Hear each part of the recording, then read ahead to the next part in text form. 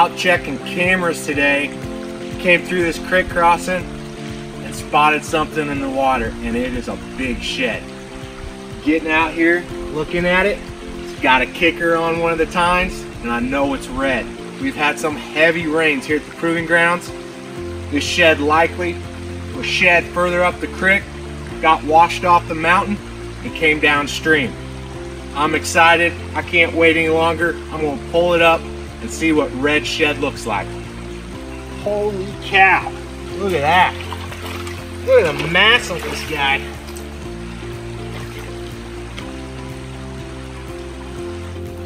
We call him red. He's got this little kicker right there. Just a big 8-pointer. Heavy horned deer. Just a great deer. Here it is, the end of May, and we're still smiling because we're finding sheds. We're coming for you this fall, Red. It will be Father's Day soon, and long-term viewers of Growing Deer know I had a great relationship with my dad, but not everyone's that blessed. So this year, let's celebrate our dads, and in addition, let's also be a father figure to someone that needs a dad in their life. Growing Deer is brought to you by Bass Pro Shops and Cabela's. Also by Reconics, Redmond Hunt, Eagle Seed, Nikon, Winchester, Lacrosse Footwear, Flatwood Natives, Morel Targets, Hoyman, Hooks Custom Calls, Montana Decoy, Summit Tree Stands, Drake Non-Typical Clothing, RTP Outdoors, Yamaha, Fourth Arrow, Onyx Hunt, Scent Crusher, Mossy Oak Properties of the Heartland, Scorpion Venom Archery, Blood Sport Arrows, Code Blue, Decode, G5 Broadheads, Prime Bows, and Redneck Hunting Blinds. Last fall, I had several hunts from a summit stand in an area we call Tracy's Bow. The terrain at this location makes a bow shape in the side of the mountain, and deer typically travel the top end of the bow. The bottom of the bowl is steep, and there's a drainage coming out the bottom that serves as a pinch point. This is a location where we filmed Daniel having an encounter with Red last winter. I really enjoy hunting this area during the pre-rut. There's a bedding area to the north and to the south, and bucks cruise around the top of this bow, going to those bedding areas and scent checking for does.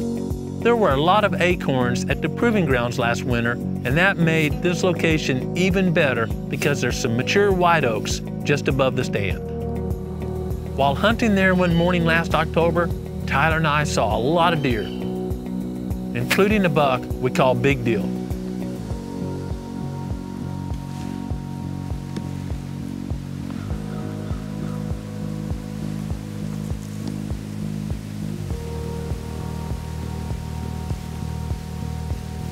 While hunting there the previous fall, I had an encounter with a buck we call High Riser.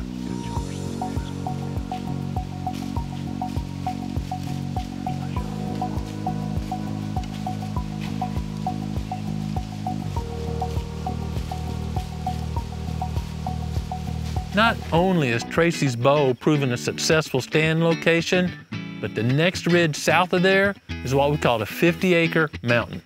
That's another great stand location, as during the morning, the bucks are cruising using the thermals to scent check does, and we can get just below that travel corridor and get in there without alerting deer.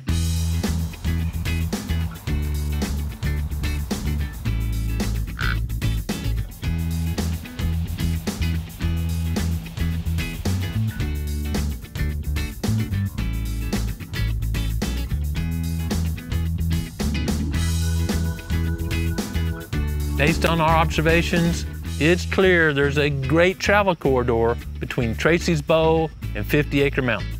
There's a couple of food plots between Tracy's Bow and 50-Acre Mountain, but one of them we have some Code Blue scrapes, and last year those scrapes were lit up with buck activity.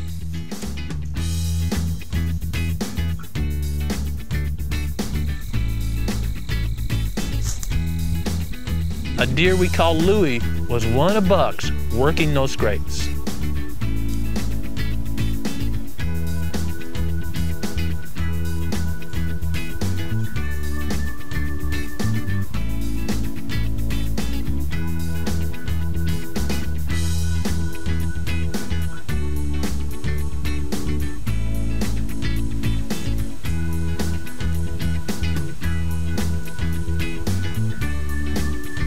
Given all the buck activity we've observed in this area during the past couple of years, we started studying the onX map to develop a hunting strategy for this fall. After considering our approach, predominant wind directions, thermals, and what we know about deer movement in the area, we decided to put a hot zone fence and protect part of the beans from being browsed during the summer in the second house plot. Before hunting season, we'll put a stand or blind on the east side of the hot zone. We selected the east side because it backs up to a creek. And with the thermals and cold air and the predominant winds, our scent should drop in that creek and go down it so we can approach, hunt, and exit from the east without alerting deer. Once we had mapped this strategy out, it was time to head to the second house plot, put up the hot zone. The Eagle Seed forage soybeans in this plot are looking great, but it's early in the summer. We want to protect a portion of those beans from being browsed on so they'll produce the maximum amount of pods. During the late summer, we'll broadcast a fall blend into the standing beans so we'll have greens and grain in the same place. This is a neat way to make a great stand location, ensuring there's high quality forage right in front of the stand. When the conditions start getting right to hunt this stand, we'll remove all or portions of the hot zone and give deer access to the forage.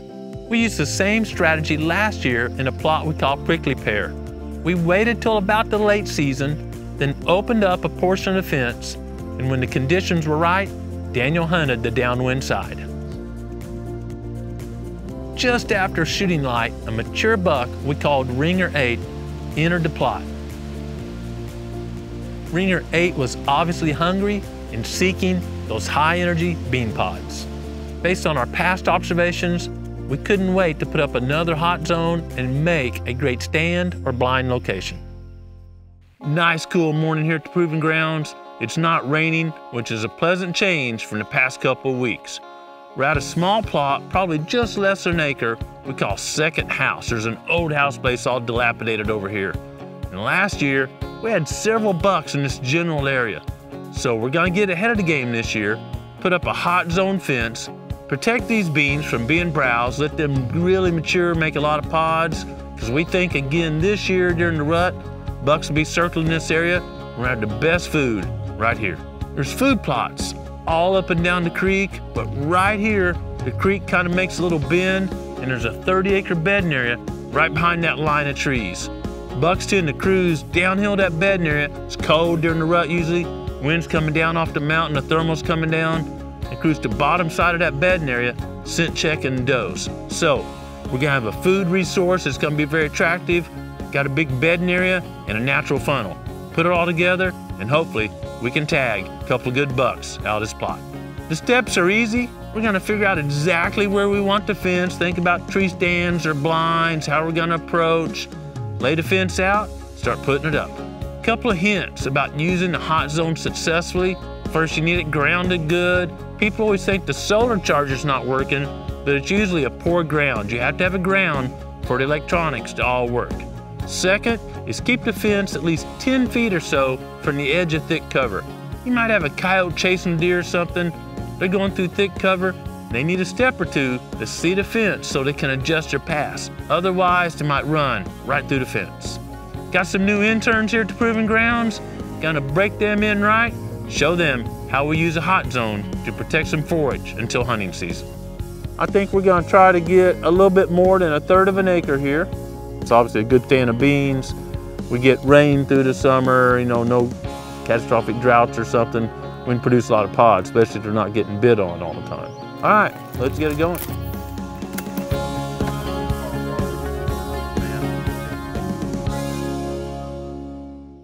We used a rangefinder to measure the size of the fence and make sure we were within shooting distance of where we'd place a stand or blind.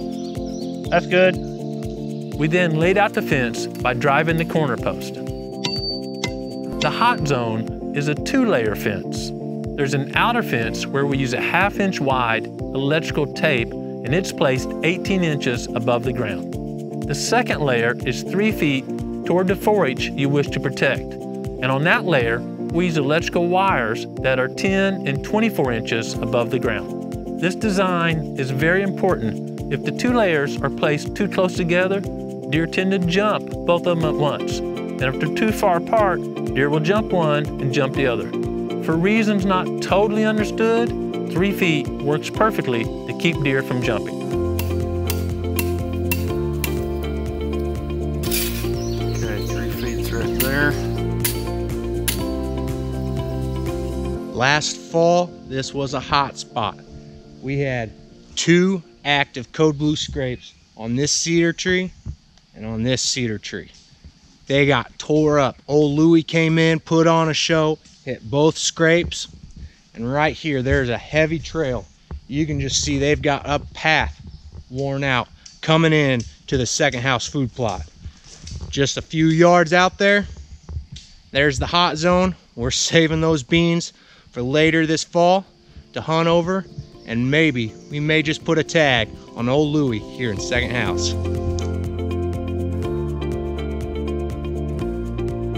Once the corner posts are in place, we string a wire between them so we know exactly where to put the perimeter post. We place posts about every 15 yards or so around the perimeter.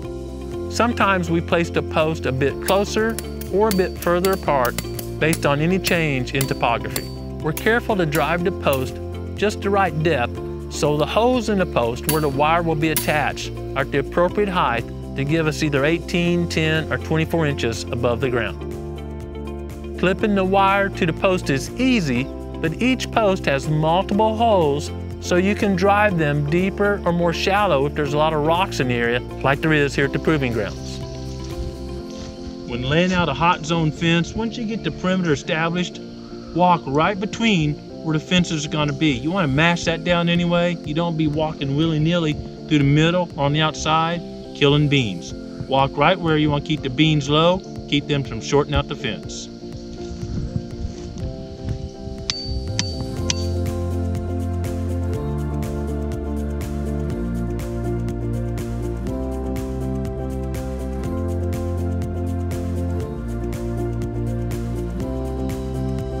The guys quickly had the fence up and it was time to install the power unit. The fence is battery powered. We use a deep cycle battery, but has a solar panel to put a trickle charge on the battery. That way, the batteries last a long time. It probably goes without saying, but it's important to have that solar panel facing south and positioned so it gets as many hours of sun throughout the day as possible. Don't put it where shade's gonna cover it during the early afternoon. Once the power unit is in place, the last step before turning it on and testing it is making sure none of the vegetation is touching the wires. Too much vegetation touching the wires can draw the fence down by shorting it out. We look forward to sharing updates from this project throughout the summer and hopefully hunts from this area during the fall. We recently started working on a soil health improvement project on some production ag farms in northern Missouri. These are large ag fields, not small food plots, but the principles of the buffalo system are the same no matter the acreage. Conventional ag techniques have been used on these farms. Tilled every year, maximum synthetic fertilizer, lots of herbicides, insecticides, pesticides, what have you, and those techniques had resulted in degraded soil. This story is common in production ag. There's a growing concern about reduced soil quality and therefore reduced food quality produced on those acres. The objectives of using the buffalo system on these farms is to monitor the improvements in soil quality and crop yield. Clay and I arrived at the farm last Tuesday and Tyler arrived earlier. He and the farm staff have been busy planting Eagle Seed production beans. There are about 400 acres of production land on this project, so we're using 2 10-foot Genesis drills so we can maximize the acres planted when the conditions are favorable. There was an obvious weed problem in these fields, and it's easy to understand why there's a weed problem. When you till soil year after year after year, it's nature's band-aid to heal that bare soil by something growing, and that something is usually weeds. Weed seeds are present in the soil, blow in, or transported in on equipment that's been on other farms. Using the buffalo system to ensure there's always a growing crop and a mulch layer will go a long ways to reducing this weed problem. Based on how degraded the soils are when we started, I expect it will take a couple years to show significant improvements. It had been several days since the last rain, but water was still standing in some of the tractor ruts. I pulled up a clump of grass from an area where water was pooled, and I wasn't surprised by what I saw. The soil was very compacted, very solid, no pore space, so there's nowhere for the water to drain, and just as importantly, nowhere to store water for when it's not raining later this summer. Quality soil looks like rich chocolate cake or maybe a sponge.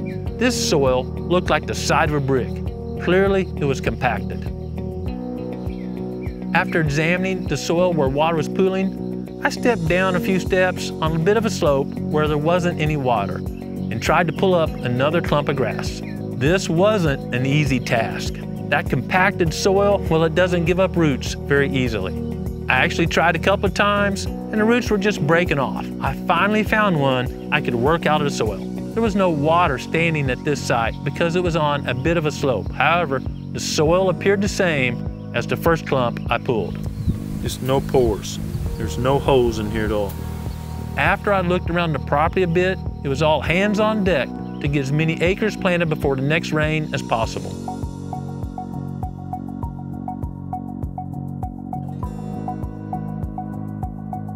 We planted late and stayed until lightning was flashing from the next storm. We returned to the property the next morning, hoping that somehow the rain missed that area, but we were wrong. There was water standing in several of the fields. We crossed some creeks on the way to the property, and they were extremely muddy. Obviously, there was a lot of erosion from the ag fields in that watershed.